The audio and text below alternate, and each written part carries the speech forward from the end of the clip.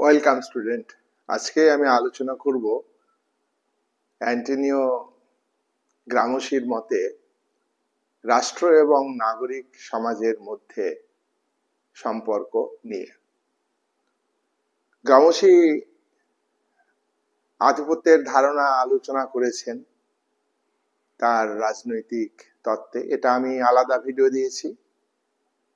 গ্রামশি civil society অর্থাৎ নাগরিক সমাজ অথবা পৌর সমাজ অথবা সুশীল সমাজ এ নিয়ে একটা আলাদা ভিডিও আমি দিয়েছি।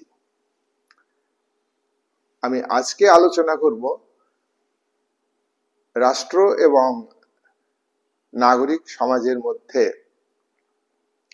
কেমন সম্পর্ক আছে তা নিয়ে। দেখো, গ্রামশি একজন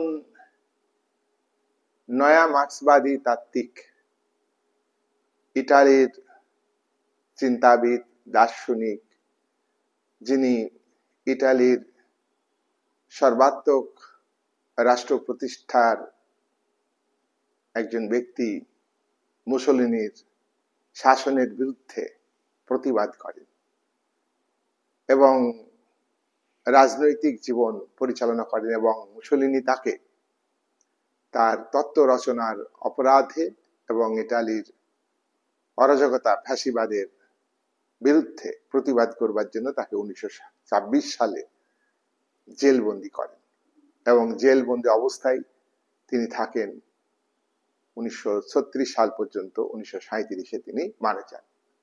আর গ্রামশি জন্মগ্রহণ করেন 1891 সালে। গ্রামশি পৌর সমাজ এর ইংরেজি টার্ম হচ্ছে সিভিল সোসাইটি, আর রাজনৈতিক সমাজ মানে হচ্ছে এটা হচ্ছে স্টেটকে বোঝানো হয়েছে।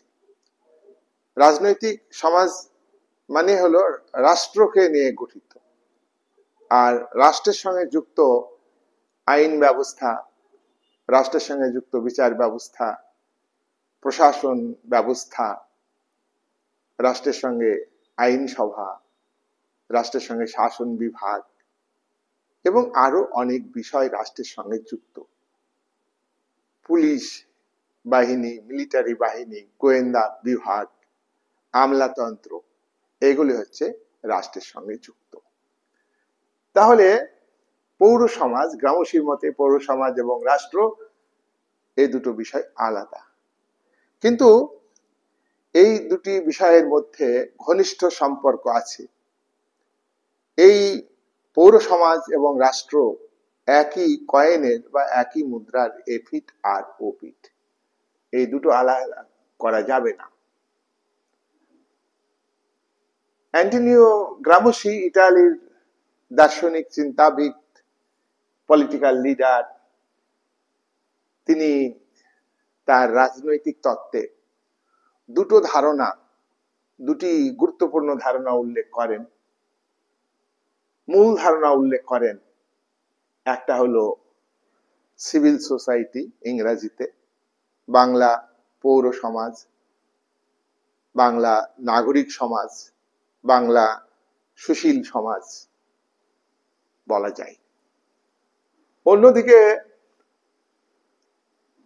তোমার রাজনৈতিক সমাজ, এই রাজনৈতিক সমাজ হলো মূলত রাষ্ট্র প্রতিষ্ঠানের কথা বলা হয়েছে। এটা হচ্ছে রাজনৈতিক প্রতিষ্ঠান, পলিটিক্যাল ইনস্টিটিউশন, এর চূড়ান্ত ক্ষমতা আছে। গ্রামশি তার পৌর সমাজ এবং রাষ্ট্রের মধ্যে যে রিলেশন, সম্পর্ক, তা আলোচনা করতে গিয়ে তিনি বলেছেন যে রাষ্ট্রের প্রতি নাগরিকরা সম্মতি জ্ঞাপন করে, রাষ্ট্রের আইন মেনে চলতে বাধ্য, এবং রাষ্ট্র কিন্তু বল প্রয়োগ করতে পারে। সিভিল সোসাইটি কিন্তু বল প্রয়োগের ক্ষমতা ভোগ করে না। সুশীল সমাজ রাষ্ট্রের আইন মেনে চলতে বাধ্য, সুশীল সমাজ রাষ্ট্রের আইনের প্রতি বা নাগরিক সমাজ রাষ্ট্রের আইনের প্রতি আনুগত্য প্রকাশ করে। অনেক সময় নাগরিক সমাজ স্বাভাবিক আনুগত্য প্রকাশ করে। রাষ্ট্রের কার্যাবলী যদি ভালো হয়, রাষ্ট্র যদি জনমতকে গুরুত্ব দিয়ে সুশীল সমাজের যে জনমত গঠিত হয় গুরুত্ব দিয়ে, সুশীল সমাজের বা নাগরিক সমাজের মিডিয়াকে গুরুত্ব দেয়, বিভিন্ন সামাজিক সংগঠনের ভূমিকাকে গুরুত্ব দেয়, তাহলে নাগরিক সমাজ রাষ্ট্রের আইনের প্রতি, রাষ্ট্রের প্রতি স্বাভাবিক আনুগত্য প্রয়োগ করে। কিন্তু স্বাভাবিক আনুগত্য প্রয়োগ যদি না করে নাগরিক সমাজ, নাগরিকরা, রাষ্ট্রের অভ্যন্তরে নাগরিকরা, তাহলে রাষ্ট্র ফোর্স প্রয়োগ করে।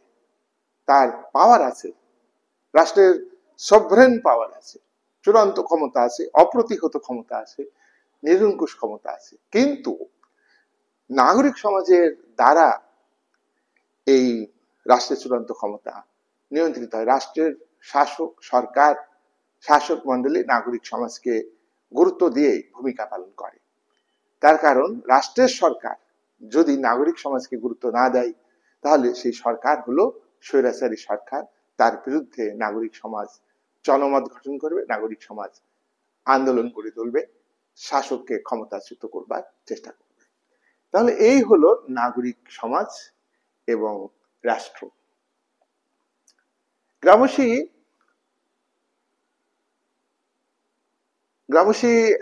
তোমার পলিটিক্যাল সোসাইটি, রাজনৈতিক সমাজ, মূলত বলতে গেলে এখানে তিনি রাষ্ট্রকে বুঝিয়েছেন।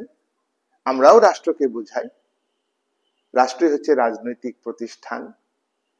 এই রাষ্ট্রের আইন বিভাগ আছে, আইন বিভাগ আইন তৈরি করে। রাষ্ট্রের আইন বিভাগের মধ্যে এক্সিকিউটিভ বডি আছে, শাসন বিভাগ আছে। শাসন বিভাগ আইনকে বাস্তবে রূপায়িত করে। শাসন বিভাগ শাসন পরিচালনার জন্য আইন তৈরি করতে পারে। শাসন বিভাগ আইন বিভাগকে নিয়ন্ত্রণ করে। এবং শাসন বিভাগ এবং আইন বিভাগ অর্থাৎ রাষ্ট্রের এই দুটি বিভাগ, পলিটিক্যাল বিভাগ, শক্তি প্রয়োগ করার ক্ষমতা ভোগ করে। শক্তি প্রয়োগের মাধ্যমে জনগণকে সরাসরি ভাবে নিয়ন্ত্রণ করতে পারে। এই হচ্ছে রাজনৈতিক প্রতিষ্ঠান, এই হচ্ছে রাজনৈতিক সমাজ, এটা মূলত রাষ্ট্র। এই রাষ্ট্রের সঙ্গে আমরা উদাহরণ হিসাবে বলবো যে রাজনৈতিক সমাজ বা রাষ্ট্র একটা চূড়ান্ত ক্ষমতার অধিকারী। সেখানে কি কি আছে? রাষ্ট্রের মধ্যে আছে রাষ্ট্রের অন্তর্ভুক্ত সরকার। সরকার রাষ্ট্রের পরিচালক। সরকার রাষ্ট্রের জনগণকে পরিচালনা করে, নিয়ন্ত্রণ করে। রাষ্ট্রের চূড়ান্ত ক্ষমতাকে ব্যবহার করে সরকার। চূড়ান্ত অপ্রতিহত নিরঙ্কুশ সভরেন পাওয়ার, এটা কিন্তু সরকারের না, এটা হচ্ছে রাষ্ট্রের ক্ষমতা, এটা সরকার প্রয়োগ করে। পুলিশ, সরকার রাষ্ট্রের মধ্যে আইন শৃঙ্খলা রক্ষা করে, ল অ্যান্ড অর্ডার মেনটেন করে এবং রাষ্ট্রের মধ্যে শান্তি শৃঙ্খলা বজায় রাখে। সেনাবাহিনী রাষ্ট্রের সঙ্গে যুক্ত। সেনাদের কাজ কি? সেনাদের কাজ হলো বিদেশি শক্তির হাত থেকে, বিদেশি আক্রমণ থেকে দেশকে রক্ষা করা এবং দেশের জনগণকে সার্বভৌম সীমানার মধ্যে প্রোটেকশন দেয় সেনারা। এরপর রাষ্ট্রের সঙ্গে যুক্ত বিচার ব্যবস্থা, জুডিশিয়ারি সিস্টেম, বিচার ব্যবস্থা গণতান্ত্রিক রাষ্ট্রগুলিতে নিরপেক্ষ ও স্বাধীন। আইন বিভাগ যে আইন তৈরি করে তা রাজনীতির সঙ্গে যুক্ত। সেটা সংবিধান বিরোধী, দেশের সংবিধান বিরোধী, রাষ্ট্রের বিরোধী হতে পারে। সেই আইনকে অবৈধ বলে বিচার বিভাগ বাতিল করতে পারে। আর এই সঠিক আইনকে শাসন বিভাগ সঠিকভাবে প্রয়োগ করছে কিনা এবং শাসন বিভাগ দেশের স্বার্থে, জনগণের স্বার্থে সঠিকভাবে নির্দেশ দিচ্ছে কিনা, অর্ডার দিচ্ছে কিনা, ভালো অর্ডার দিচ্ছে কিনা, এটা বিচার করে দেখবে বিচার বিভাগ। আর সমাজের মধ্যে ন্যায় প্রতিষ্ঠিত করবে বিচার ব্যবস্থা, সত্য প্রতিষ্ঠিত করবে, মিথ্যাকে বাতিল করবে বিচার বিভাগ।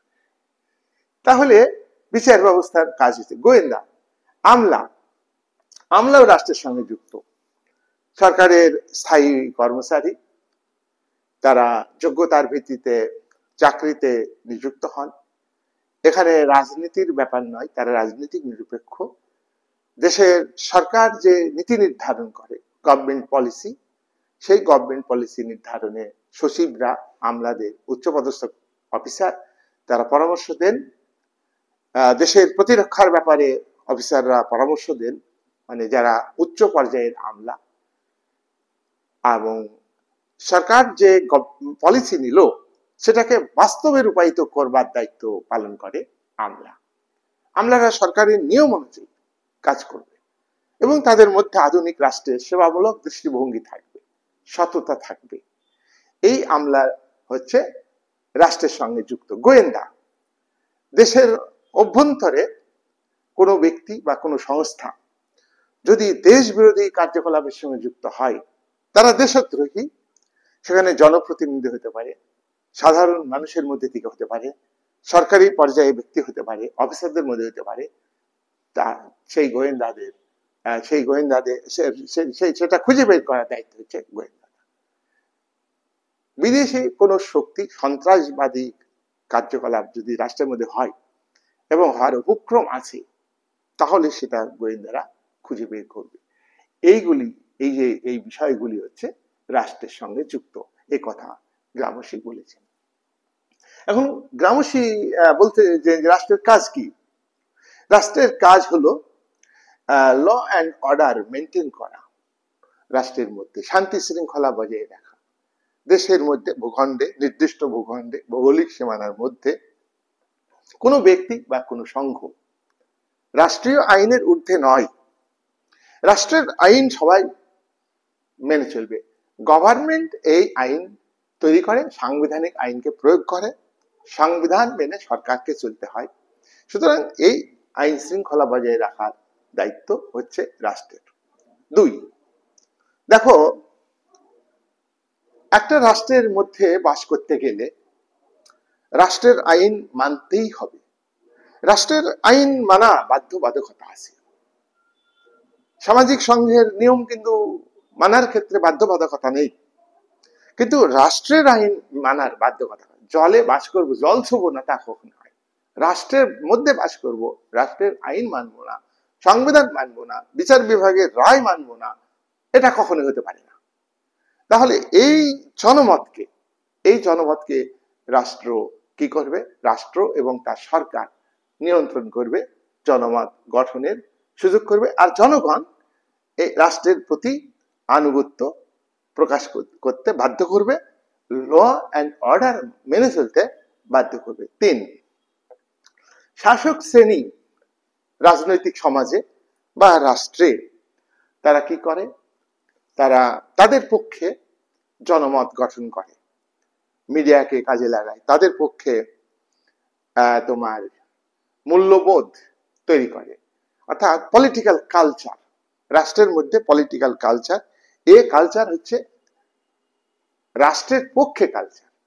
রাষ্ট্রের আইন, রাষ্ট্রের বিচার, রাষ্ট্রের কার্যকলাপ এগুলো যাতে মানুষ মেনে চলে, জনগণ মেনে চলে, তার জন্য এগুলির প্রতি বিশ্বাস, এগুলির প্রতি মূল্যবোধ, অনুভূতি, আবেগ, দৃষ্টিভঙ্গি গড়ে তোলে।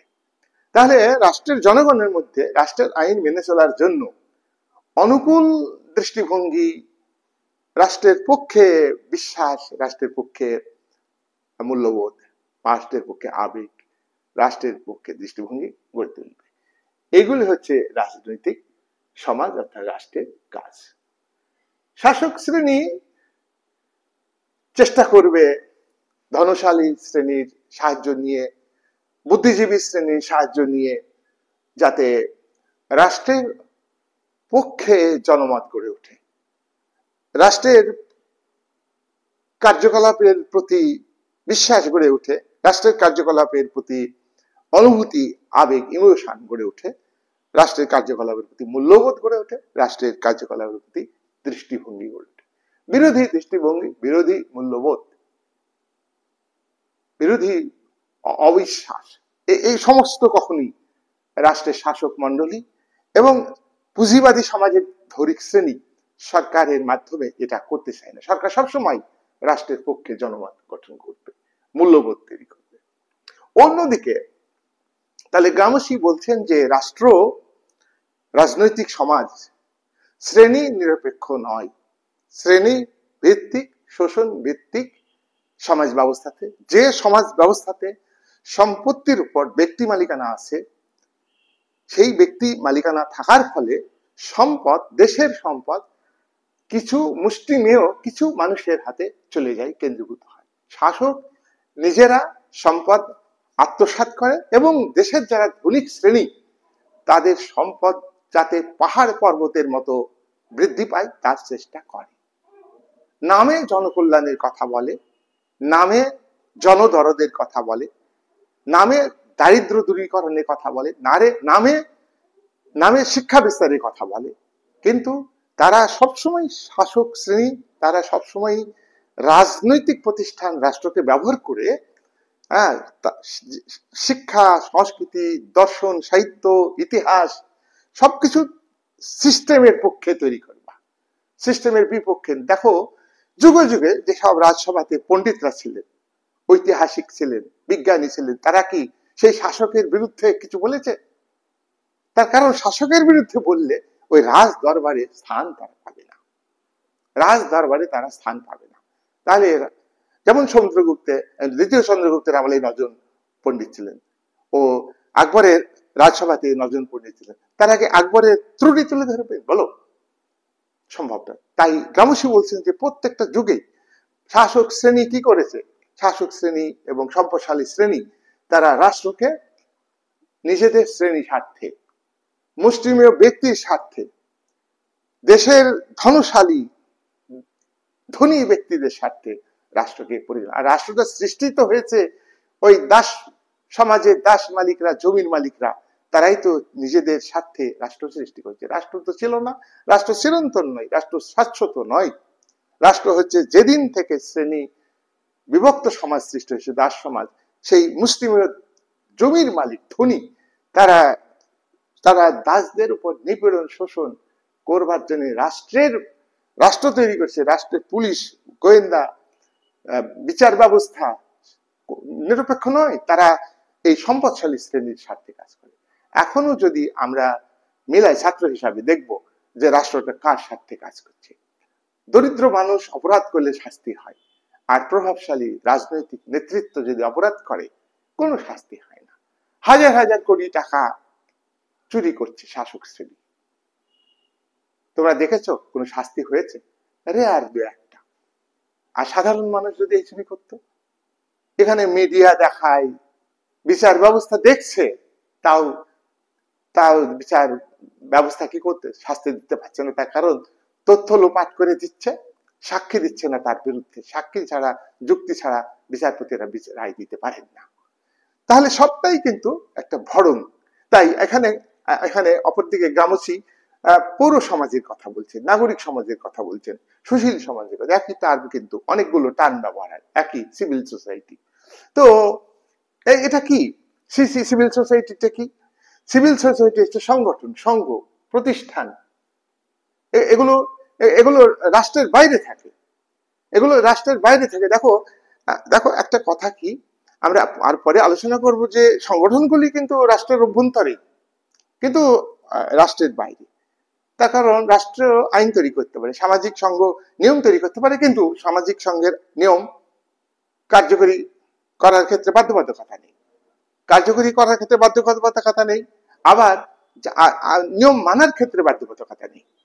তাহলে এক্ষেত্রে আমরা দেখছি রাষ্ট্রের বাইরে অবস্থান করছে সামাজিক সংঘ, বিভিন্ন ধরনের প্রতিষ্ঠান, সেখানে এই সামাজিক সংঘগুলো জনমত গঠন করে, সামাজিক সংঘগুলো মানুষকে সচেতন করে, কনসাসনেস করে এবং সাংস্কৃতিক বিষয়গুলিকে পরিচালনা করে।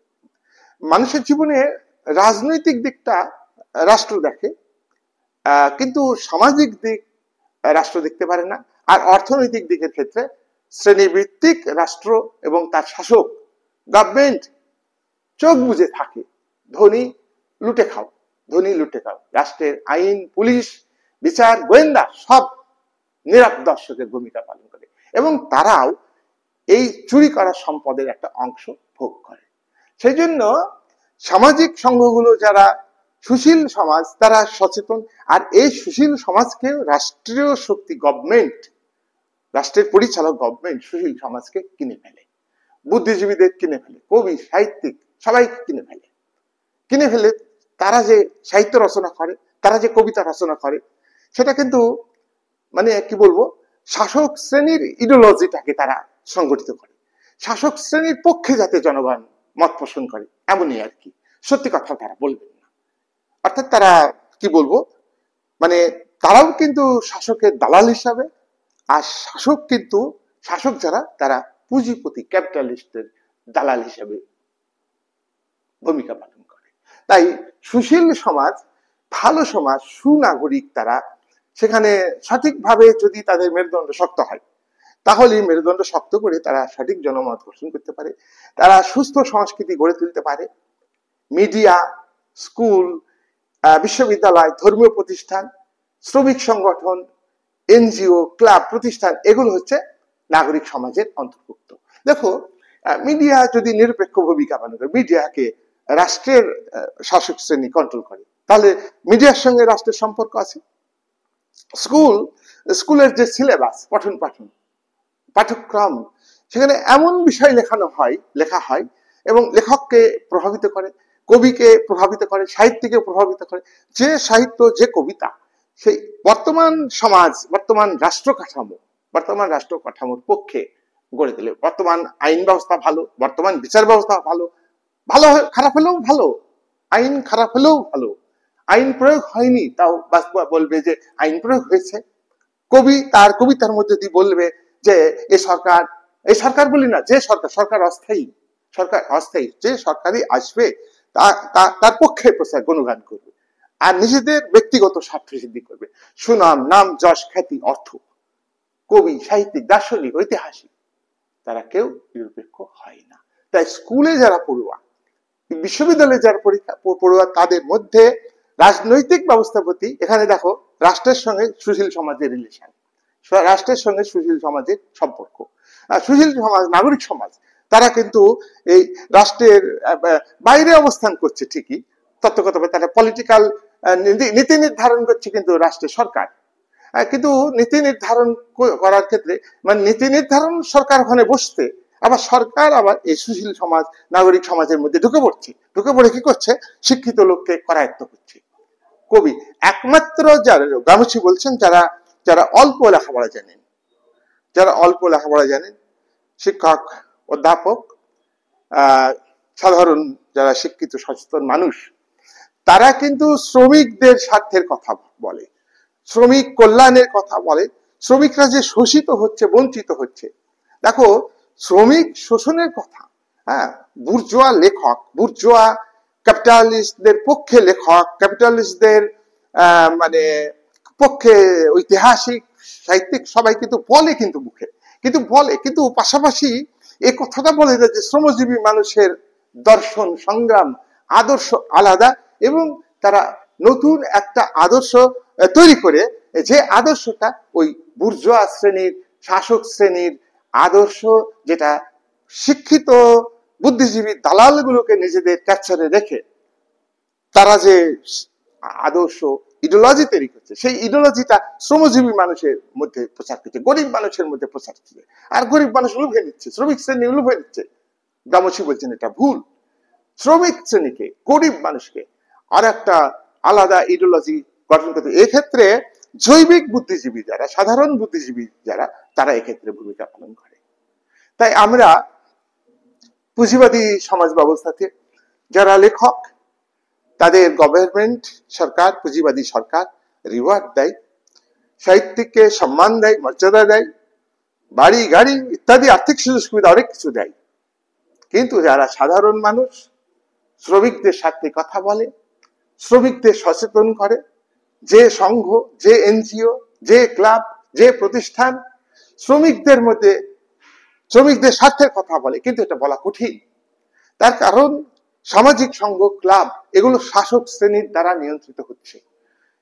গ্রামসী বলছেন যে এইভাবে হবে না, তাই শ্রমিক শ্রেণীকে, ট্রেড ইউনিয়নকে এমন ভাবে সচেতন করতে হবে। বুর্জোয়া শ্রেণী শ্রমিক শ্রেণীর একটা অংশকে, নেতৃস্থানীয় অংশকে নিজেদের স্বার্থে ব্যবহার করে, তাদেরকে বেশি ফেসিলিটি দেয়। আর শ্রমিক শ্রেণী সুবিধাবাদী অংশ, তারা শাসক শ্রেণীর কথা শুনে শ্রমিক আন্দোলন, লেবার মুভমেন্টকে দমন করে দেয়, সুকৌশলে প্রশমিত করে নিজেদের স্বার্থে। এ ঘটনা ঘটে। তাই গ্রামসী বলছেন যে সাংস্কৃতিক সংগঠন, এনজিও, ক্লাব এগুলো হচ্ছে নাগরিক সমাজের মধ্যে গুরুত্বপূর্ণ। নাগরিক সমাজের কাজ কি? নাগরিক সমাজের কাজ হচ্ছে জনগণের মধ্যে ধারণা, বিশ্বাস গড়ে তোলে। দেখো, নাগরিক সমাজ সংস্কৃতি গড়ে তোলে, জনগণের মধ্যে বিশ্বাস গড়ে তোলে, অনুভূতি গড়ে তোলে। কিন্তু এই নাগরিক সমাজকে যদি শাসক শ্রেণী নিয়ন্ত্রণ করে, তাহলে শাসক শ্রেণীর পক্ষে বিশ্বাস তৈরি করবার ভূমিকা পালন করে নাগরিক সমাজ। শাসক শ্রেণীর দ্বারা নিয়ন্ত্রিত হলে নাগরিক সমাজ কি করবে? অনুভূতি তৈরি করবে, আবেগ তৈরি করবে, ইমোশন তৈরি করবে, এই সরকার আমাদের এই করে দেবে, ওই করে দেবে। কিন্তু আসলেই করবে না।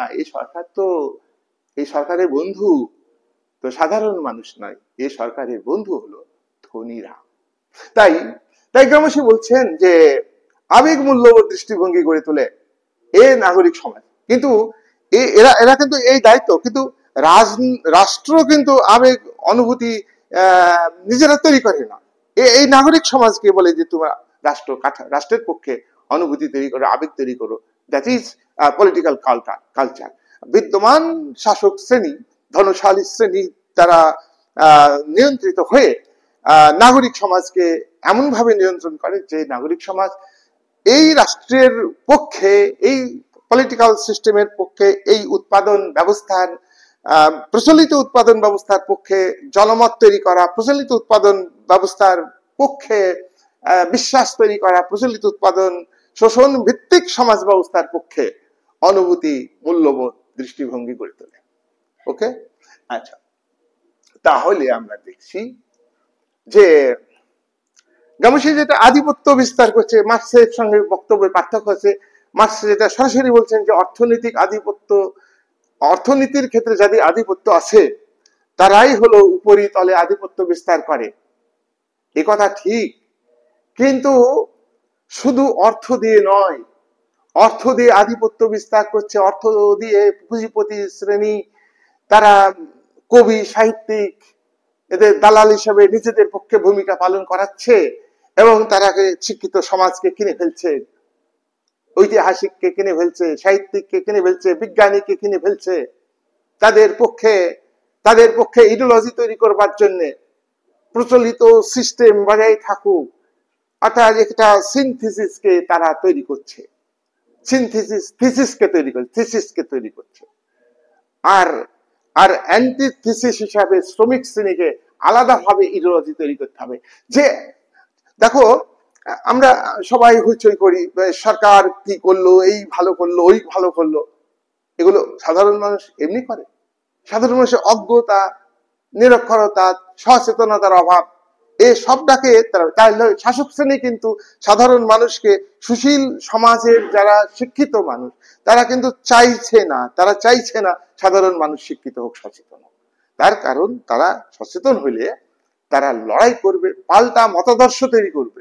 তাই গ্রামসী বলছে যে দরিদ্র মানুষ এবং শ্রমিক শ্রেণীর মধ্যে ইডিওলজি তৈরি করতে হবে, শিক্ষা সংস্কৃতি, আলাদা সংস্কৃতি তৈরি করতে হবে। যে সংস্কৃতি শাসক শ্রেণী, দালাল বুদ্ধিজীবীদের, ইন্টেলেকচুয়াল গ্রুপ যারা হাইলি, তাদেরকে ব্যবহার করে তারা ইডিওলজি তৈরি করে ভালো বলে সাধারণ মানুষকে শোষণের মাধ্যম হিসেবে ইডিওলজিকে ব্যবহার করছে, আর সাধারণ মানুষ বুঝে ফেলছে। কিন্তু শ্রমিক শ্রেণী যদি ইডিওলজি আলাদা হয়, সুতরাং এইভাবে গ্রামসী রাষ্ট্র এবং নাগরিক সমাজের রিলেশনটা তুলে ধরেছেন।